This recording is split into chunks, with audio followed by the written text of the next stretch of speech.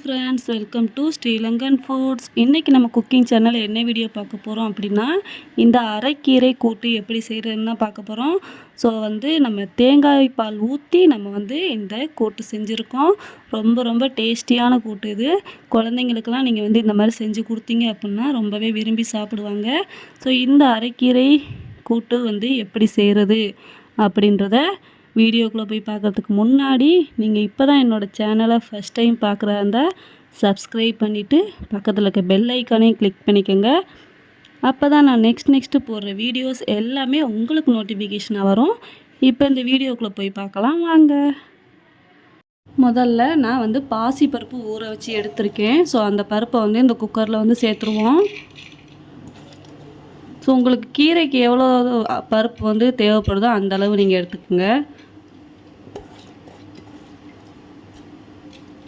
Next பார்த்திங்கன்னா ஒரு 5 பல் பூண்டு, அதுக்கப்புறம் ஒரு தக்காளி பழம் நான் நறுக்கி வச்சுருக்கேன், அதையும் சேர்த்துருவோம். ஸோ தக்காளி பழம் நீங்கள் பருப்போடையே வேக வச்சுறது ரொம்ப நல்லது. நெக்ஸ்ட்டு பார்த்திங்கன்னா 2 பச்சை மிளகா, நெக்ஸ்ட்டு கொஞ்சமாக சின்ன சீரகமும் சேர்த்துக்குவோம்.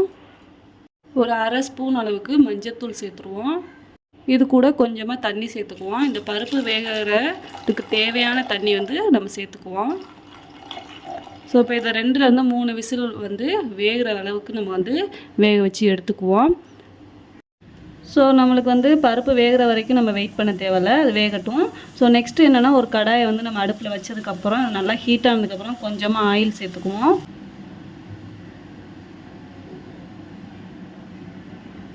ஸோ தாளிப்புக்கு தேவையான கொஞ்சமாக சேர்த்துக்கிட்டாலே போதுமானது தான். கீரைக்கு அதிகமாக தேவைப்படும் அப்படின்றதே இல்லை.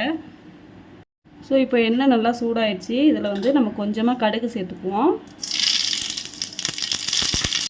அதுக்கப்புறம் சின்ன வெங்காயம் கொஞ்சம் சேர்த்துக்குவோம். நெக்ஸ்ட்டு 2 வரமிளகாய் சேர்த்துக்குவோம். ஸோ இந்த வெங்காயம் எல்லாத்தையுமே நல்லா வதக்கி விட்டுக்குவோம். இந்த டைமில் நாம் அரைக்கீரையை நான் நறுக்கி வச்சுருக்கேன். ஸோ அந்த கீரையை சேர்த்துருவோம்.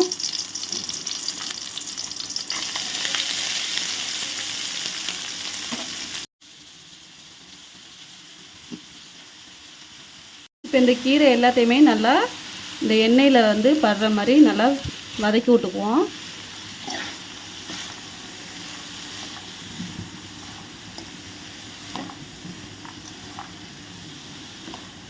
இப்போ ஒரு மூடி போட்டு மூடி வச்சுருவோம். கீரை நல்லா வதங்கட்டும்.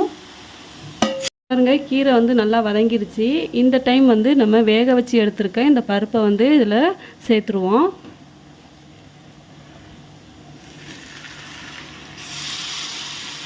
பருப்பை இந்த மாதிரி நல்லா மசிய வச்சு சேர்த்துக்கோங்க. அப்போ தான் இந்த கீரை கூட்டு ரொம்ப டேஸ்டியாக இருக்கும். இப்போ இது எல்லாத்தையுமே நல்லா மிக்ஸ் பண்ணிடுவோம்.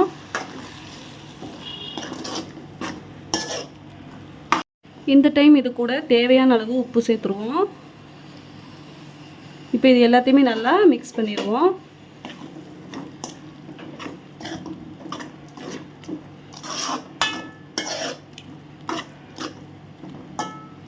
நெக்ஸ்ட்டு பார்த்திங்க அப்படின்னா நான் தேங்காய் பால் கொஞ்சமாக எடுத்து வச்சுருக்கேன். ஸோ இந்த கீரை கூட்டுக்கு டேஸ்ட்டு கொடுக்கக்கூடியதே இந்த தேங்காய் பால் தான். ஸோ இந்த தேங்காய் பாலையுமே இதில் சேர்த்துருவோம். எல்லாத்தையுமே நல்லா மிக்ஸ் பண்ணி விட்ருவோம். ஸோ உப்பு உங்களுக்கு தேவைப்பட்டால் போட்டுக்கோங்க, இல்லைன்னா வேணாம். ஸோ இப்போ இந்த தேங்காய் பாலோடு சேர்ந்து இந்த கீரையும் நல்லா குக் ஆகட்டும். ஸோ 2 கொதி கொதித்தோன்னே நம்ம ஒரு 2 மினிட்ஸில் அடுப்பை ஆஃப் பண்ணிடலாம். நல்லா இது கொதிக்க ஆரம்பிச்சிருச்சு.